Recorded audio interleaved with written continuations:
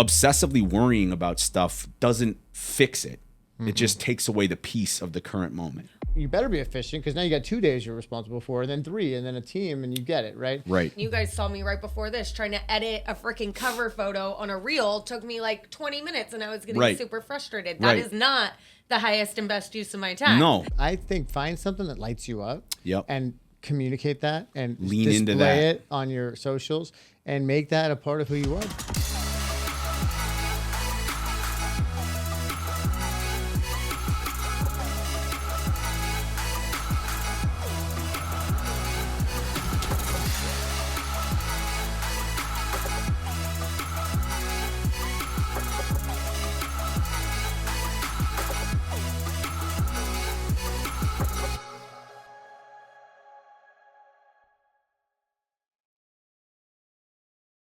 Hey, what's going on, everybody? It's Max Bergstrom, another episode of Elite Zone.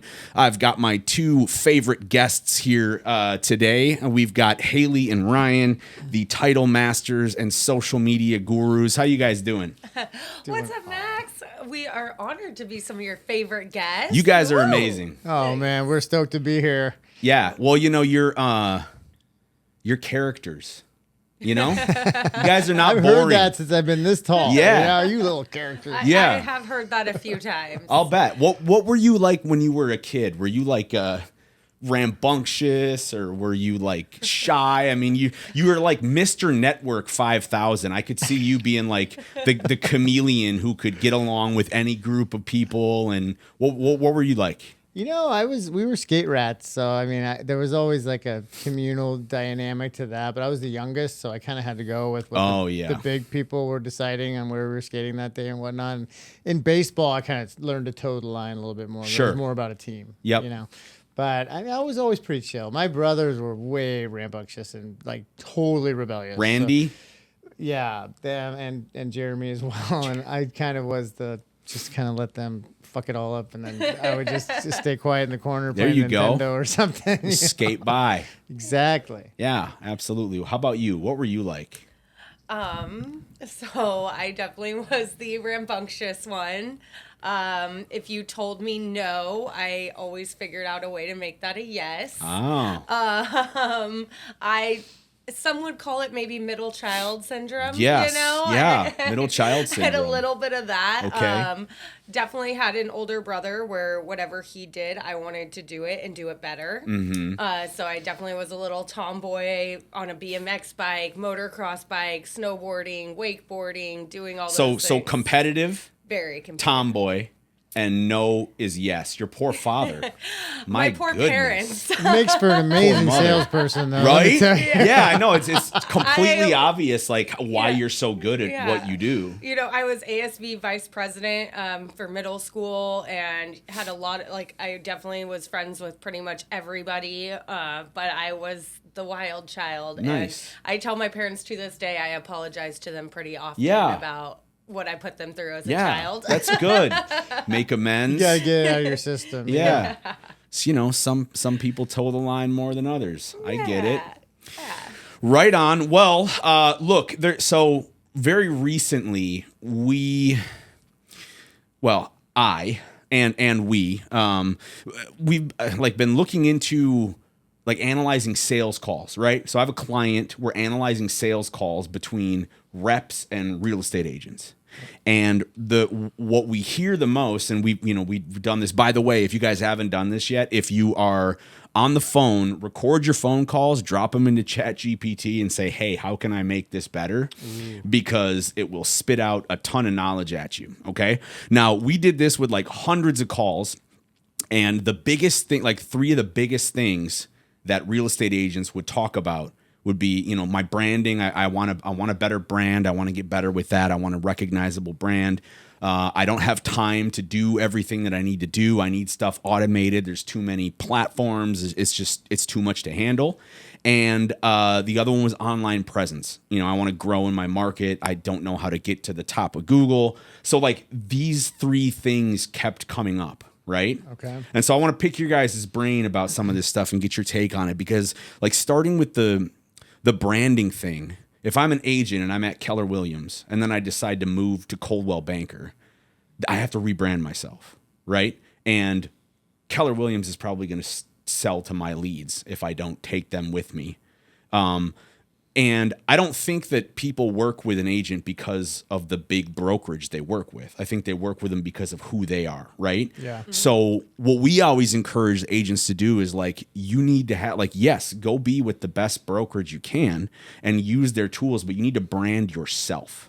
Absolutely. As yourself. So what do you guys think about that? I think that's the big misnomer or, misunderstanding is that you just have to be you on camera, on social, and tell your story in an authentic way. And I think the brand develops. I mean, for 7 years now, we've just been delivering educational, motivational, inspirational type content that moves us, that we find might move our customer base as well, and then tell that story as ourselves. Like at first we tried to fake the funk a little bit, tried to have scripts, but we settled into what has become what people know as Ryan and Haley, just goofy, kind of fun, but like alert, educated, competent, and try to be a conduit for us to pass through us to our audience. And that's kind of our brand. Yeah, I mean, I think regardless of where you're at, whether you're EXP, Real, Keller Williams, Coldwell Banker, there's so many different brokerages out there. It shouldn't matter where you're at. It's about you as the brand, right? Yeah. So you should be able, for Haley and Ryan, you could put us at any title company and it wouldn't matter what the title company is. Yep. We're the brand. Exactly. So when you think about branding, it's what speaks to you authentically. Like I think if I was a realtor, it would be something to do with like coastal homes or something like that because I love the beach. Maybe a beachy vibe in your logo or something like that. Yeah. A lot of people go the military route and serving those who served us. Yep. For us, I think it's like helping people get to where they're going helps us get to where we're going. And so we are assisting with data, with outreach activities, with coaching. We're in coaching for real estate agents, not for title. Right. Why? So we can bring intrinsic value and give ideas and plant seeds that help their business flourish at a high level. And then we all win together. Right. Yeah, I think building the brand is really the most important part as a business owner, as an entrepreneur, CEO. You want to establish who's going to resonate with you, who's going to know, like, and trust you based off your brand. For sure. So I feel like a lot of people they get very worked up on where they're at, of what brokerage. And to be honest, they all kind of have the same tools. Sure, for the most part, right? For the most part, for the most part, they kind of all do the same thing, what your commission split is, all that kind of stuff. Right. But it's what speaks to you. And if I were as an agent, I would go to the company that would be at the highest level of serving my clients. Yes. Not necessarily serving me, but what's going to be the most beneficial for our clients. Yep. I mean, I think of like we have agents that have branded themselves as the pickleball realtor, and like people are way quicker to connect with you on that common ground than because of Coldwell Banker has this amazing reputation in the space, right? Or if you're the church guy or the surf guy. I mean, I think find something that lights you up. Yep. And communicate that and lean into that. Display it on your socials and make that a part of who you are, because who you are is your brand anyway. Yep. And you might as well lean into it and tell the story with some intention. For sure. Yeah. I just, I've been working with Marcus Carter from La Mesa Fund Control and Escrow. That's my good buddy. Yes. And we just shot a video for him this last weekend. And it's going to be really cool. Like one of his big, brand pillars is his motorcycle. He rides motorcycles.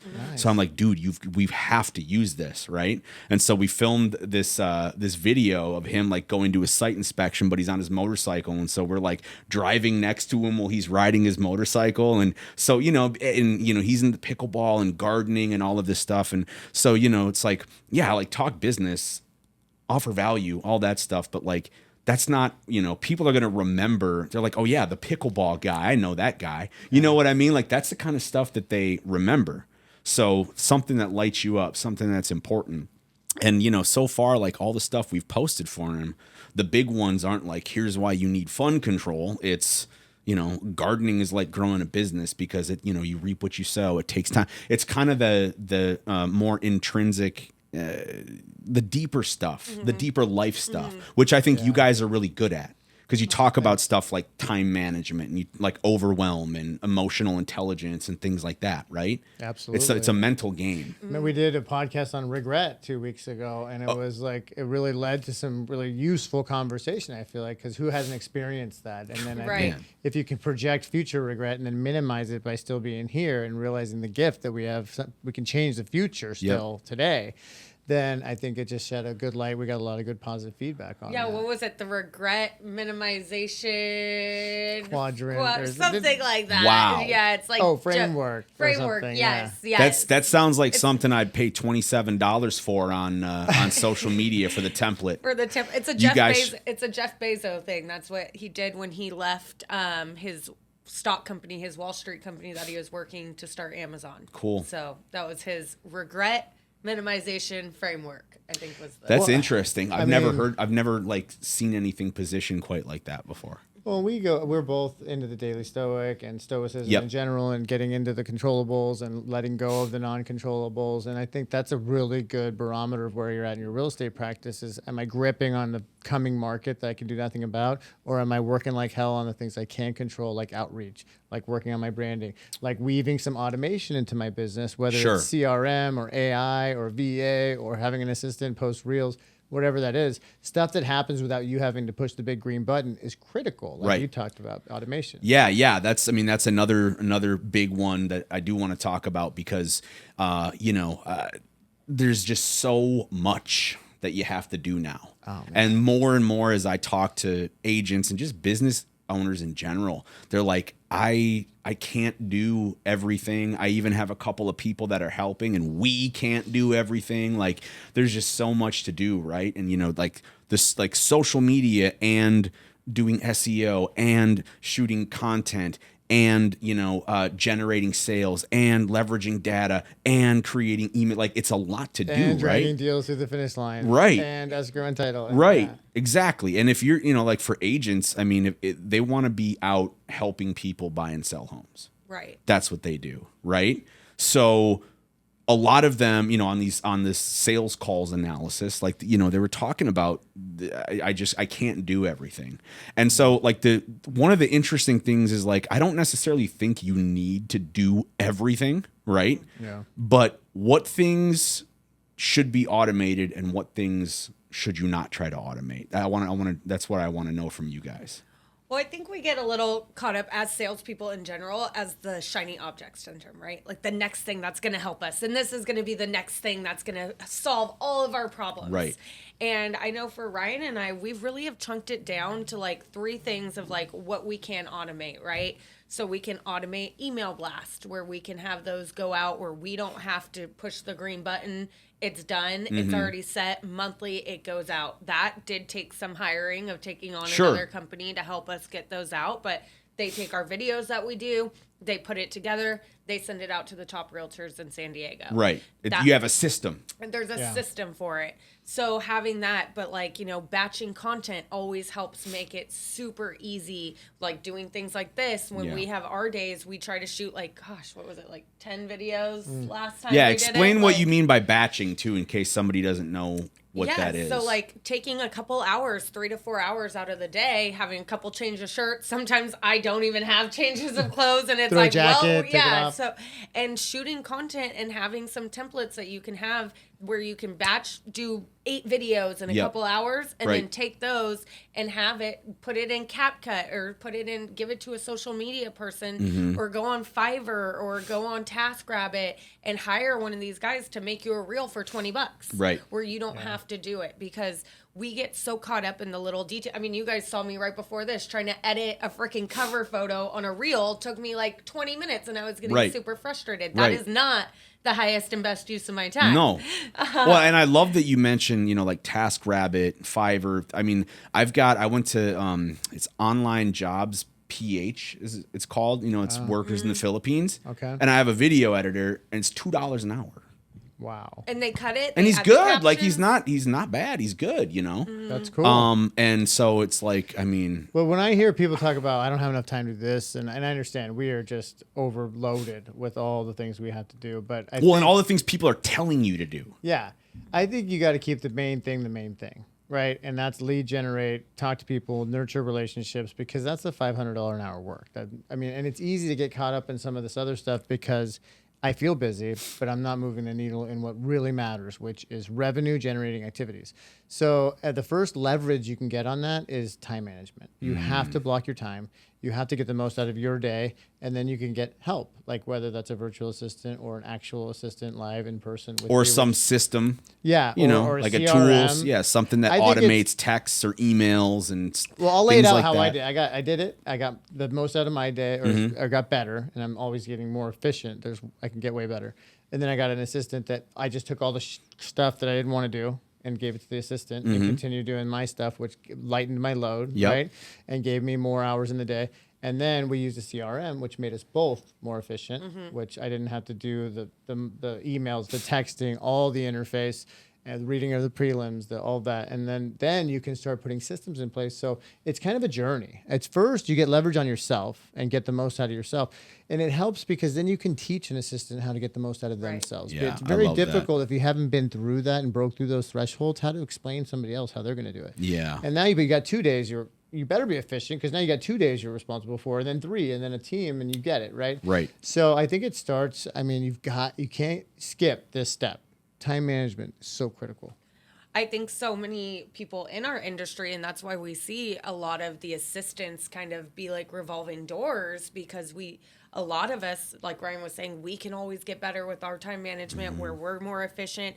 But so many of us don't go through that. So we don't even know how to control our day. Yeah. So then how can we tell an assistant what we need from them? And we hear this all the time. Well, I didn't give them enough, or they didn't have this right, or this. And it's like, well, were you setting them up for success, or was it already kind of set up for failure because your time wasn't managed? So how are you able to tell your assistant what you need in the CRM, what kind of videos you need posted, what kind of data you need pulled, all of this stuff, if you didn't have those time blocks set for yourself already? Right. And having those standard operating procedures. When we get the big movements done, like getting leverage on your schedule, getting leverage on an assistant and tech with CRM, then you can fine tune things like using AI for captions and for scripting, or getting assistance on the social media deployment side, or help with that through an app or VA. I think I would see that more nuanced fine tuning as where most folks have big chunky changes they need to make before they get to that. Yeah. So you're like, set the foundation, make sure that you're managing your time effectively, and then you can set up the systems and train an assistant and find apps and tools and things like that can help you. I think that's the proper sequence. That makes perfect sense to me. Yeah. And in terms of the automation, there's a lot you can automate these days.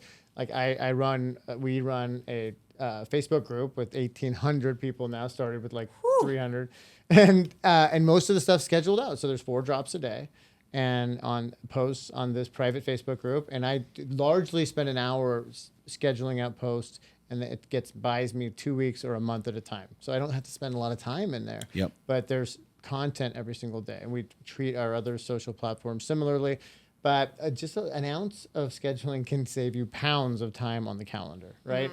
Well, and when you start to diagnose your day too, and we've done this a lot, we've done this with a lot of our clients, you can find a lot of kind of wasted time in your day. When you start to really diagnose it and really get down to the brass tacks of it, you can find probably 2 hours back in your day that you didn't realize that you were kind of just wasting. Yeah. I mean, we, especially in our industry, when there's this class you can go to and this networking lunch and this class, and we have to go to the new PSAR one because we have to learn about the new contracts.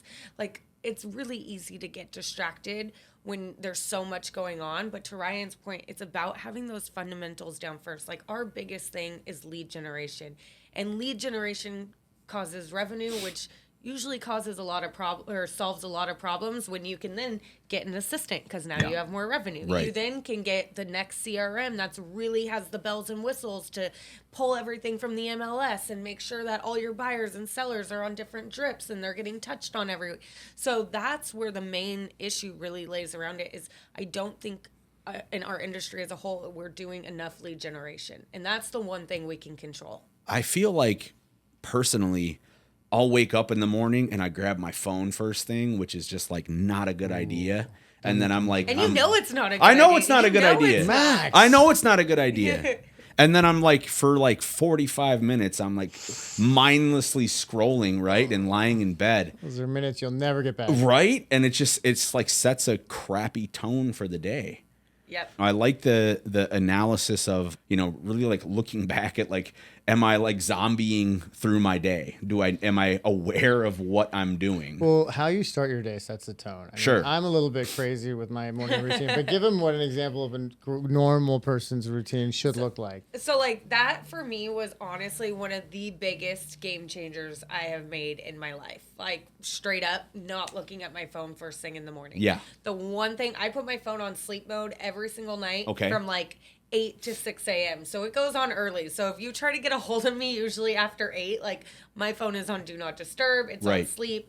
But from going to bed and having that routine of not looking at your phone, like trying to wind down in the morning, the only text I look at that I can count on that's coming in is usually Ryan's gratitude text. Yeah, I get those too. Every morning. Today I was a little late. It was like 6:15 today. I was already up and I was like, It's a Monday after Super Bowl. No, I'm kidding. I've been meditating. Yeah. New thing in my routine. Oh, good. It's kind of setting I'm working that. Good. Yeah. No, that's meditation is huge. Yeah, but like not looking at your phone because, like you said, you're already waking up with all the cortisol. And what am I? When I go on my phone, when I'm looking, all the people talking shit about the Super Bowl game, all the people, it goes into a very negative spiral. It is. It's really negative right now. It is so negative. Well, I see what I'm not, what I want to be, what I don't have that I think I should, and all of a sudden I'm like not enough. Mm-hmm. I don't feel like I'm good enough, and that's just for sure. Well, and like even like I've way. like the political climate, and we don't need to get into that, but there's like I'm just flabbergasted at how like intentionally nasty and unkind people are being on social media. Like there's no empathy, there's no kindness. It is like people are, and I get it. Like, somebody might be like, well, this is important stuff. And yes, I know it's important stuff. And you're entitled to feel how, well, look, if somebody feels it's important, I'm not going to diminish how they feel about something. Well, how important are you making it for you? Because really, does it affect your day to day? Well, and me as a straight white guy, no, it doesn't. But there's other people out there that it might. So I don't want to. Any stance that anybody takes on anything, they're coming from a biased approach. Period. Well, I just avoid the whole thing altogether because I can't change the policy, and I can't change what's going on. Sure. So that makes it automatically not my problem. Well, right, and not to abdicate or give up on the social setting and of all of that and the policies, but I can't change it. So I got to work on the things I can. And sure. I will say there has been an amazing thing that I have found on social media. It's the mute button. So tell me about that. I probably have a lot of people muted, probably like hundreds. Oh, is that just muted. Is that just like take a break from somebody? Yeah, where you can mute them, where I don't have to put their opinion. If they're super heavy opinionated or very negative or just post things that I don't really care. Like, I don't even like the opinionated stuff. Like, that's fine. But when somebody's just like, you stupid, like, they just go straight for the throat. And it's just like, like, well, think about that's just not necessary. Where must they be if they think it's a good idea to leave and hate on social media? Yeah. Straight Gary V right there. Yeah. They must be in a horrid position themselves. For sure. Really, I just feel for those people. And it's not like I live in a hole or anything. Obviously, if there's a meteor that's going to hit the building, I'd like to know that. Yeah. But I largely control what goes into my mind because it weaves itself into my internal dialogue, and that's I'm most impressionable to. Exactly. Is the voice going on in my head. So do I need news and 24-hour news cycle and psychobabble on social in my head? No. Nah. I can control that. So we get up and we move our spirit, our body, and our mind initially. And we set the tone for that. Because if I can get grateful, I can get sweaty, and I can get thinking, right? Then I'm probably going to have a better day if I focus on the good. It gives me an opportunity to see the good in the world. If I start with that, 45 minutes of this, I'm probably not setting up my mind and pre-framing my day the best it could be. Right. Yeah. Well, and even like this morning, a day where I really did not want to get up and go to the gym. Like it was a long day. I ate like shit yesterday. Like ate all the Super Bowl foods and all the queso dips. That's good. And, like, good. But like when I woke up at 6, I was not like super like, all right, let's get up and go today. So my like gratitude was me literally laying in bed when my alarm went off, and I was like, my heart is beating and I am breathing. And I repeated that 3 times and was like, all right, I'm good to get up, made my bed, because it's about the small wins that you start with. If we are 20s, 30s, and you are not making your bed first thing in the morning, you gotta look at that.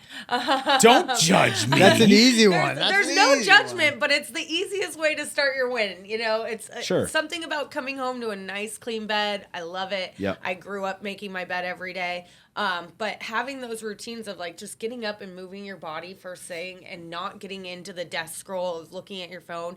Because once I get into the gym, if I didn't start my day at like a 5, but I was like a 2, usually by the end of my time that I've worked on myself, I'm like a 6, nice. Like a 7. I'm getting there, right? Right. So it doesn't matter where you start your day, but you can make the choices to choose how you want to see your day, right? And you can always change. If you started your day at a -2, doesn't mean it has to stay a -2. You can always change your mindset on what you're doing and You can moving reset your body. the day. Yep, moving your You body. can always reset the day. I tell my always daughter reset. that all the time.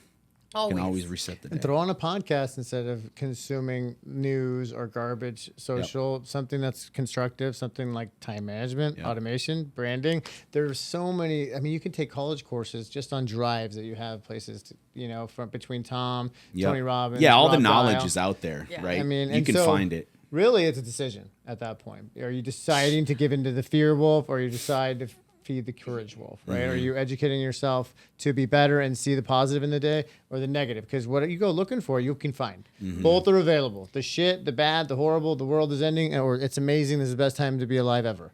Both those things are available. Yeah. Well, and sometimes I was just thinking, what you were saying, sometimes my neighbors probably, they haven't said anything to me, so I don't know if they hear me. But like sometimes when it's like 6:15 and I'm trying to like get up and get ready to go to the gym, I will like blast Cardi B radio and like I will get myself pumped up like, all right, this day is going. Nice. And I'm like, oh shit, my like full-on speaker system in my house is going off right now, and it's like Cardi B, and it's like barely 7 a.m. Yeah. So you gotta do what you gotta do to like pump yourself up. And like for me, it is not looking at my phone, because like Ryan said, it goes into comparison, it goes into all those things. So it's like whatever I need to do to start my day, we have like our routines down, and I think that's one of the most important ways to start your day. Well, and people are like, what the hell does any of this have to do with business and professionalism and selling? Everything. Because we are the product, right? As within, so without. So how are you kind of tending your garden, right? Like you can let the weeds overtake the garden of your mind by allowing this type of scrolling activity or consuming news or just whatever happens to be in front of you. Yeah. Or you can have an intention and weed the garden and put good in there. And what you plant, you're going to get. And I mean, look, nobody's perfect. Everybody needs recess TV where you're watching Housewives or some reality show. I've found like if I'm too strict with myself, then I'll go like 100 miles in the opposite direction. Well, there's discipline and then there's rigidity, right? Every virtue has an overdoing like version of it, right? Yeah. So you can become rigid. The only one is love. You can't over love. Right. You can never have too much love, but that's the only one, right? But patience becomes passivity, right? Of course you have to fine tune that. Yeah. But that's for everybody's journey to find on their own. For me, if I start the day positive, I have a likelihood of having a positive day. Absolutely. If I start it with shit, then I'm gonna look for everything's gonna look like shit to me. Right. Yeah. No, that makes total sense. So, I mean, as we cultivate that within ourselves, we bring our best version of ourselves to the day, then we're more available for the wins and the opportunity in the obstacle. We can see the opportunity instead of just the obstacle. Like, oh, it's here we go again, man. This is not my day. And all that self-talk starts. Next thing you know, you're in a hole, man. That's no bueno. Yeah. I mean, I think something we hear all the time is like, you guys are two of like the most happiest, positive people in title that we've ever talked to. And it's like, yeah, you guys are. It's really irritating. Yeah, thank you. I appreciate that. I'm sorry. Sorry, we can't. It doesn't Just turn kidding. off. It doesn't turn Just off. kidding. No, but you guys are. Well, it's because we're dumping positivity. No, in you the are. tank. You're pleasant to be around. I mean, it's clear. It's obvious why your guys' clients why they would gravitate towards you.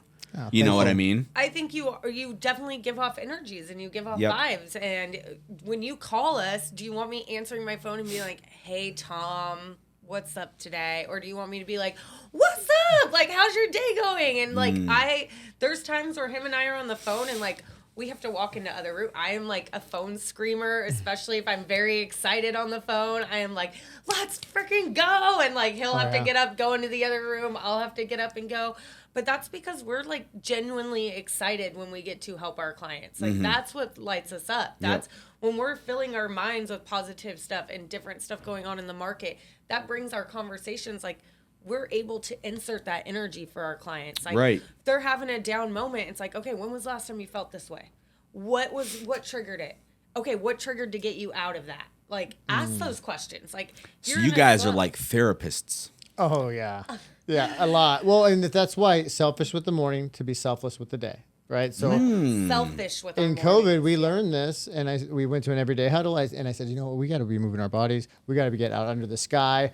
Everything on TV is scary right now. Yeah. Let's talk to each other to do reality testing. Like it's not that bad. What can we do to help our clients? If we're feeling this, what are our clients feeling? Sure. So let's be available to them. Yep. But get us where we need to be and the best version of ourselves so we can enter the day and give that away to others. Yeah. But without that start of taking care of me, how the hell am I going to take care of anybody else? True. Yep. Well, and there's definitely been the moments where I answer my phone and I'm like all hyped up, and then the client on the other like has a gnarly life situation, and I'm like, oh my God, I'm so sorry. Like, let me take back some of that energy. Like, we can have this real conversation. But at least when they call us, they know what they're getting. They know that they're usually, if they're in that shitty moment, they're calling us because they need to be talked out of that shitty moment. Yes, of course. And they you guys know aren't we'll going to be like, to just think positive, man. No, Like, no. We go into tactics. We're like, okay, well, what happened? How did where are you feeling? All those things, because it matters. And our clients know that they can call us when they're going through a shitty time, and they know we'll probably call them when we're going through a shitty time. I call Ryan every time, and vice versa when we're having moments. It's like, because you have to be able to get that out. Because if you bottle that stuff in, it's going to come out in some other way. Right, exactly. No, you got to get real with it. And look, we've all been through 7 years of working together. We've been through hard times, great times, peaks and valleys, and it's just about getting real with what's really in front of you, not what your mind tells you is there, but what's really there, and then getting into acceptance and then getting into action. Because if awareness, acceptance, action, that's kind of the process, right? And allows you to feel and really deal with and process what's going on. But the most important thing is keep moving, man. If we said it on Friday, if you're going through hell, don't stop. Yeah. Keep moving. Like, go right? faster. Go faster if possible. But you know what? You go further together, right? I mean, the man who walks alone may go faster, but if they go together, they get further. Something like that, you know. Something like that. But I think that you need a core group of people. You need, your tribe and your go-to people when you're in the barrel, because we're all going to spend time in the barrel. It's not if, it's when and how often, right? Yeah. So who's your go-to people that have your back, that can pull you out of that? Because, I mean, nobody's exempt. Yeah, we all have those moments. Yeah. So it's nice when you know that I can call him at any point, and he vice versa. He can call me at any point when we are going through those moments. So do you guys like? I mean, how much about each other do you know? Way too much. I don't know what she doesn't know. Yeah. Like, everything about my kids, everything about my wife, everything about my life. I mean, we spend a lot of time together. Yeah. I mean, That's important. I feel like, it doesn't have, it doesn't have to be, a spouse or a partner at work, but there should be somebody in your life that knows literally everything about you, all your dark secrets and stuff like that.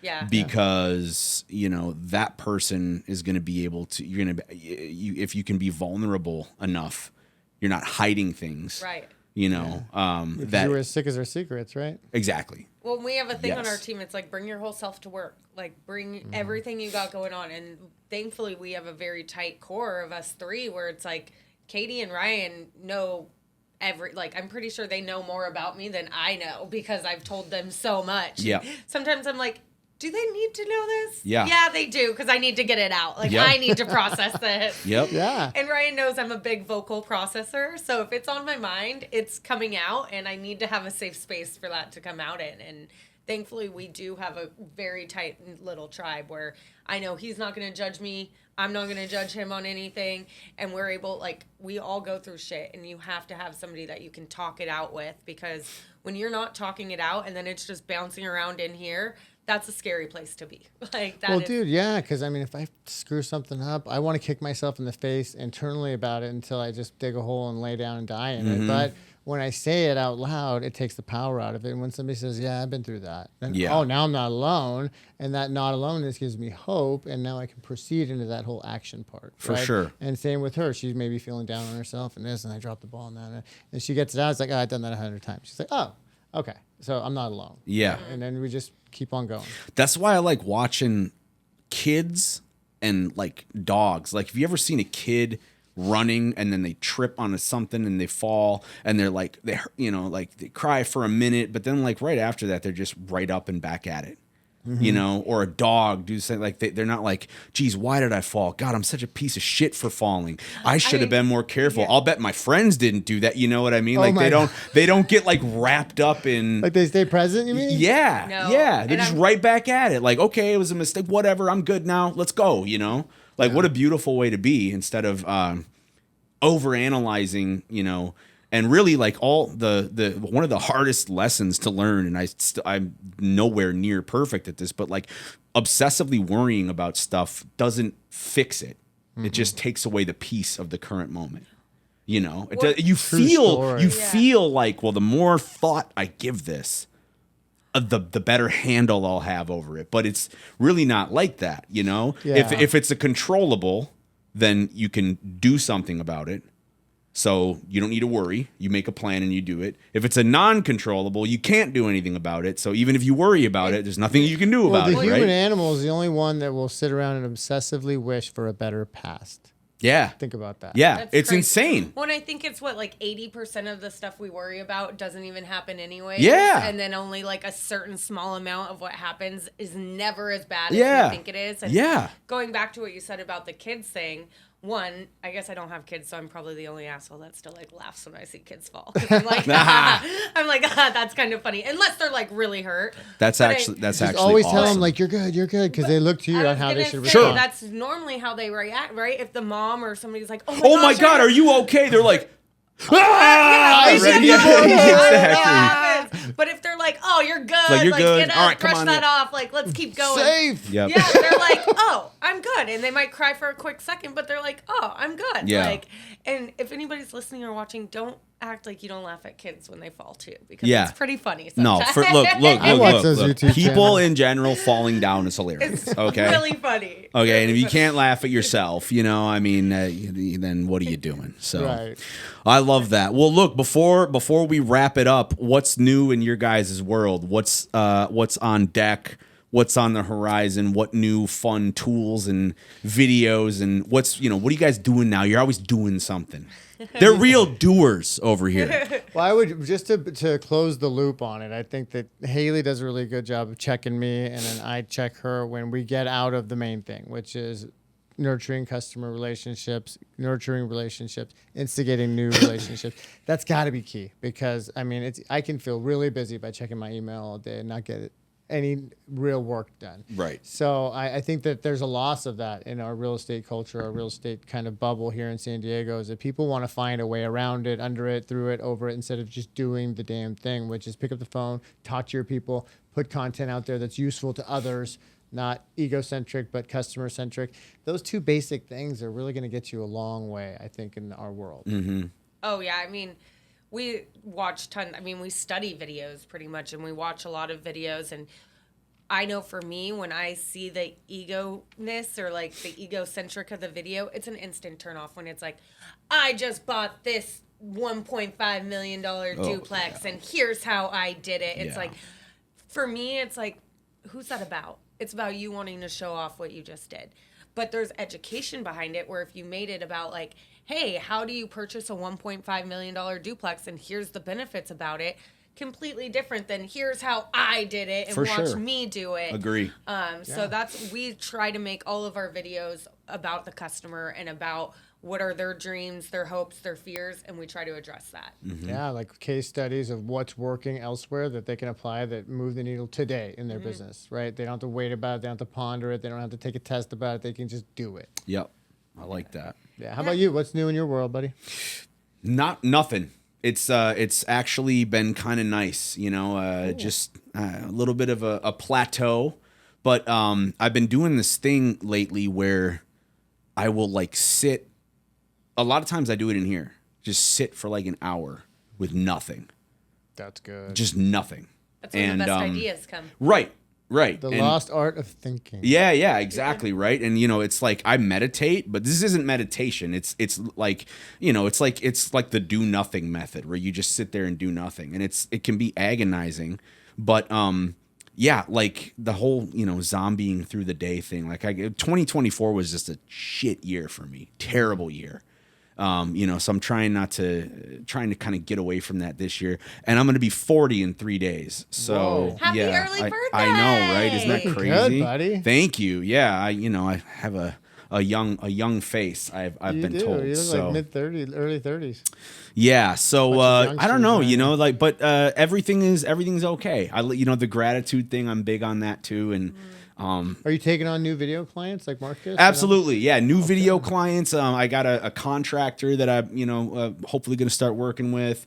So yeah, I mean, the biggest newest thing that we've been doing is leveraging a lot of data and doing like data as a service. Oh, okay. So like people that do want leads, we can generate like high buyer intent leads for them.